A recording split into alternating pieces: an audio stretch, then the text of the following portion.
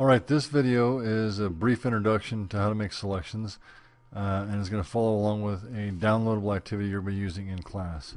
So we're going to start off by using the open command, and I'm going to go open up the file, which you're going to download in a zipped folder from the web page, and you'll see an image a lot like this. Okay, you're going to have three different colors: a fish, a sailboat, an apple, and two motorcycles. To start off, we're going to go to step one of the directions. And step one has us choosing the select tool. So here's the selection tool in the tool panel. We're going to click on the first motorcycle. Okay, and as we've just passed over it, you can see that if we click on it, a bounding box with 8 handles is going to swoop around us. Let's zoom in on that so we can see better.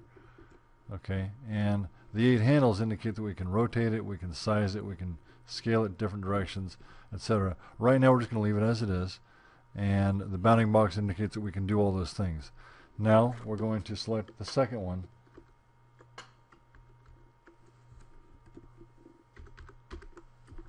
So using the same tool with this one selected. Now if we click on the second one, you'll notice that the first one is no longer selected. So there's a couple of ways we can select both of them. To add the first motorcycle back to the selection, we hold down Shift and click. And another way to do it is we can drag a little box just like this around to select both of them. Now to deselect anything, all we have to do is click away from it. So if I have the first one selected this way, or both of them, I can click away on anything except if I click on something else that is selectable, then I've got that item selected. So if you want to select nothing again, simply click on a blank area of the artboard. Okay, so now we're going to take both these, and we can see we can move them around. Now once we're done with that, we're going to use edit and undo to put them back where they started.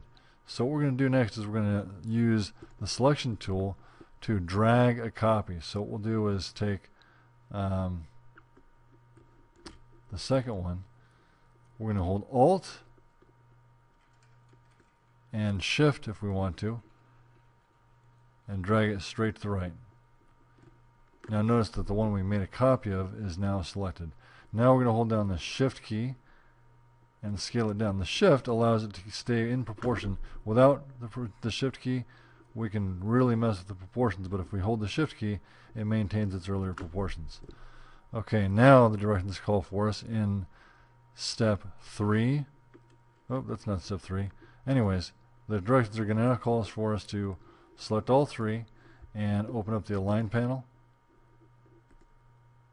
And use this button here for distribute horizontal centers like this, and that'll set them up that way. Now the artboard is what that's set up to, so you want to set this to align to selection. So I'm going to undo, align to selection, and now do it this way. So depending on what I have selected in this menu here, it's going to align to different stuff. Okay, so that's how we're going to work with those 3 pieces. Now the only tool we haven't dealt with these motorcycles yet is, of course, the direct select tool. Now the direct select tool allows it to select individual points. So what I'm going to do here is I'm going to create a flat tire. Again, easier if I zoom in. So using the zoom tool, I'm going to zoom way in, get the direct selection tool, looks like a white arrow up here, and I'm just going to flatten the tire.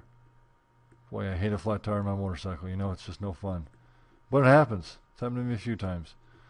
Let's pull that one down. So these handles, what they do is they change the shape of the curve. Okay, so you want a nice flat tire there. If it was alright, double click the hand to zoom out again.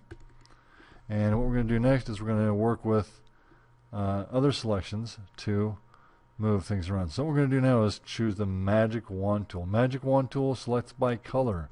So notice I select on the green fish, it only selects the green fish.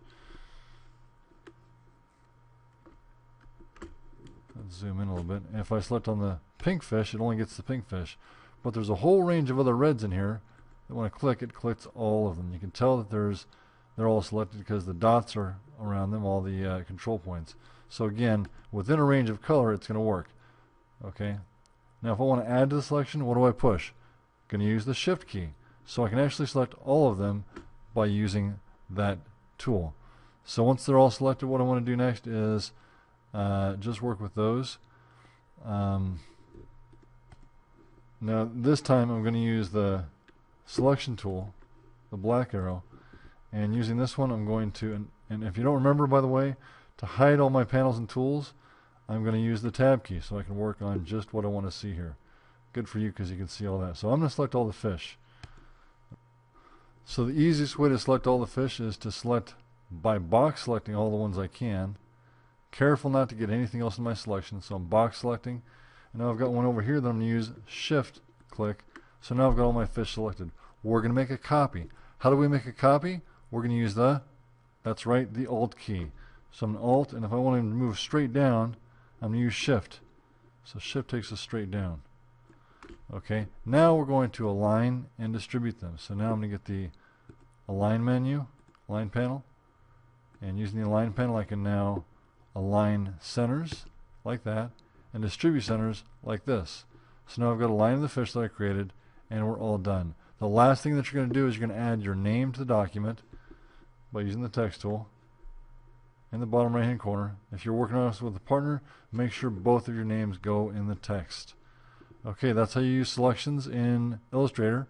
And remember, this is a really good thing to do because you can copy things, distribute things, move things around. It gives you a lot of power and control over your document. And again, the selection tools and the Align panel.